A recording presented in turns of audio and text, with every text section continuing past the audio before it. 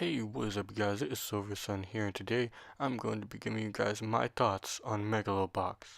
Alright, so the story mainly revolves our protagonist, JD, Junk Dog, Joe, whatever you want to call him, and pretty much he's a he's a well-seasoned boxer, he's pretty much been fighting in the undergrounds, pretty much throwing all these matches just to gain some quick money, but he's pretty much sick and tired of that. He wants to fight, some actual like people he can go up against. He's sick of losing against all these scrubs that he knows he can beat. And so pretty much there's this tournament, this Megalonia boxing tournament where people fight with like this gear on their back, and pretty much it like makes their punches more powerful and fast, and pretty much improves upon the standard uh, level that a boxer could fight at. And so pretty much there's this other character called Namu, and pretty much he's Joe's coach. He's pretty much his mentor. He pretty much helps him out, getting him into all these matches and stuff like that. And so pretty much they form a type of deal with this mafia type group, and pretty much if they don't get enough money, or if they don't win that Megalo box tournament, it's gonna be bad news for them. So pretty much that's pretty much their opportunity right there to get lots of money, so that then they and so that Joe can fight some actual opponents and have a good time boxing.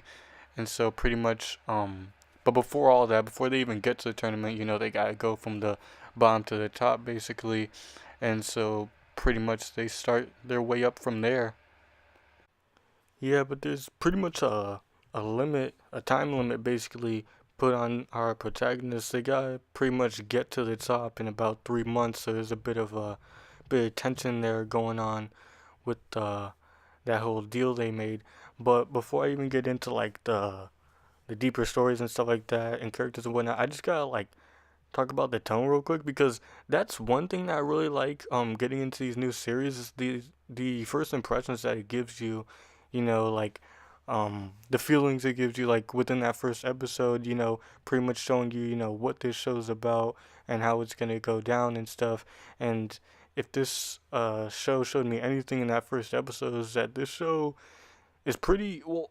I'm not gonna. Well, I mean, it does look pretty, like the animation and whatnot, but it's kind of gritty. Like it's pretty gritty, like with the setting and whatnot. Like all like it's not like Mob Psycho 100 where it's like a whole bunch of like bright flashing colors, or Dragon Ball Super or anything like that. The colors and whatnot are pretty much almost muted. Like there's not too much bright saturated kind of colors going on. It looks fairly old actually. Like it doesn't even look like a new modern kind of anime. It looks like a pretty old anime by the way they do the art and whatnot in this show. But I feel like it really helps lay in the theme that it's going for here, and the tone it's trying to set, and whatnot. But pretty much from there we run into a few characters. We pretty much got Sachio. I think that's how you pronounce it, Sachio. And he's pretty much like the comic relief character, basically. He's not like one of those annoying kind of comic relief kind of characters. He's actually pretty cool and whatnot. He's got like a little bit of a character arc going on in there later episodes and whatnot.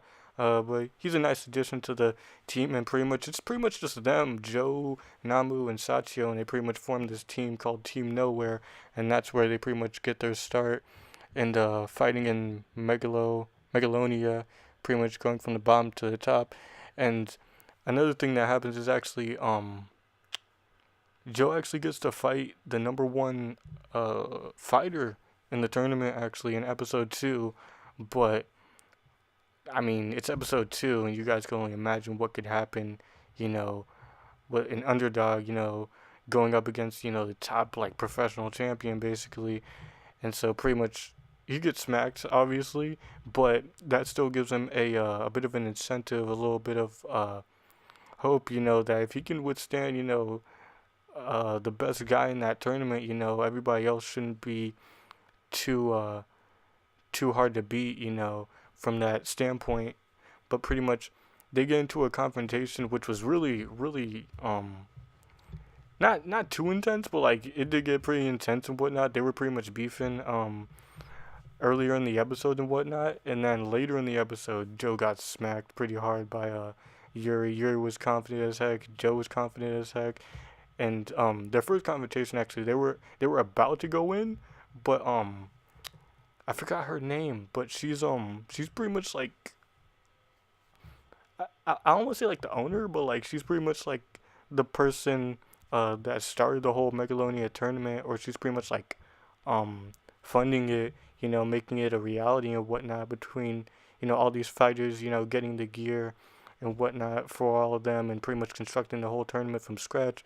But pretty much Yuri's pretty much with her, and pretty much she stops it right then and there.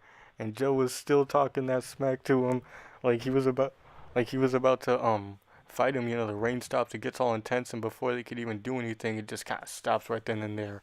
But moving forward from that, but you also get introduced to characters like Aragaki and his struggles and his past with one of the actual main characters, Namu, and stuff like that, and their little dynamic and relationship they got going on between those two, and pretty much just all the different emotions that come with that. Obviously Namu's training Joe right now instead of Aragaki, and they pretty much get into a little bout about that and stuff. And it's a pretty emotional match they actually get into when those two do actually have to fight. I don't want to try to spoil anything, but it's it kind of hits you in the feels. But that fifth episode actually was, I wouldn't say it was a game changer, but it was quite jarring because the setting was totally different in the beginning. It kind of threw me for a loop. I thought I was watching a different show at that point, but later on, it was definitely the same show I've been watching for a few weeks then and stuff. But yeah, uh, is there anything else I missed? Oh, the soundtrack. The soundtrack. Oh my gosh, the soundtrack is it's pretty fire. Like it's pretty good. It's got a nice blend of hip hop, rap, rock, a few piano scores here and there.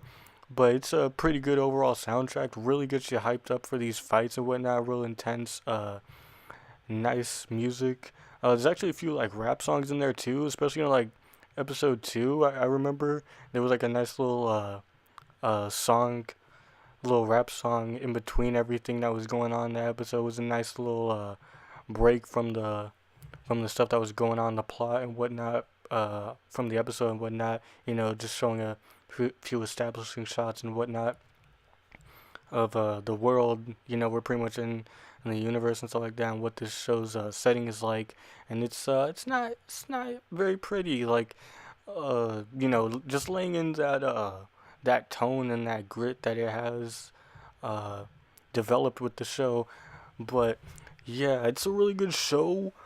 I just watch it. Like I can't really explain it all too well, as you guys could probably tell. Just at least watch the first episode. I believe you guys could watch it on Crunchyroll or Verve. And no, they're not sponsoring this or anything. That's just where I watched it from. It's in good quality, or at least as good quality as a show like this could look. It's kind of got that old school kind of vibe to it. With the quality and the aesthetics and whatnot. I don't think it's full HD. Um, anyways, like I think they kind of tone it down in terms of the video quality, but whatever they do with it, it definitely does look fairly unique amongst other animes and whatnot, and against other shows. But yeah, it's pretty much my thoughts. The ending, I liked it. Most people probably don't like it too much. It really subverted a lot of people's expectations, including my own. But what we got was good enough. It was good. Like it wasn't like bad or anything like that. Like it's not like it was Samurai Jack season 5. Like it was like rushed or anything like that. Like it had pretty good pacing and whatnot. It concluded quite a few plot plot lines and whatnot. It was a nice, good ending in my opinion. But um, yeah, trying not to spoil anything else here. But yeah, yeah, it's pretty good. It's pretty good. Uh, just watch it. Just watch it. 13 episodes. Not too long of a show to get into. I don't think you guys will uh, feel bad about watching it or anything. I don't think you guys will regret it. I mean, some people might say, "Oh, it's just boxing. What could that offer?" You got shows like Dragon Ball Super and Mob Psycho, One Punch Man. All these superheroes, all this like crazy explosions and all that stuff going on. And this is just gonna be some bland, little boxing anime. It kind of is, but it really isn't. Like I feel like the boxing and the fights are pretty good, not as like action packed or as crazy as like Dragon Ball Super or anything like that, anything as intense as that. But what it does have is good characters, good art and whatnot, and just a real good overall feel to it. So it's a good anime. You guys should watch it, check it out. 13 episodes, like I said. Recapping everything I already said previously. I'm just gonna stop it right here. But yeah, I think it's a good anime. You guys should check it out. If I had to rate it, probably like a 8.5, 8 out of 10. There's some stuff in there that I thought could have been a bit better, but all in all, it was a fairly great show, and I highly recommend you guys go see it. So yeah, and if you guys have seen it, tell me what your guys' thoughts of it are. How'd you guys like the ending? How'd you guys think of the series as a whole?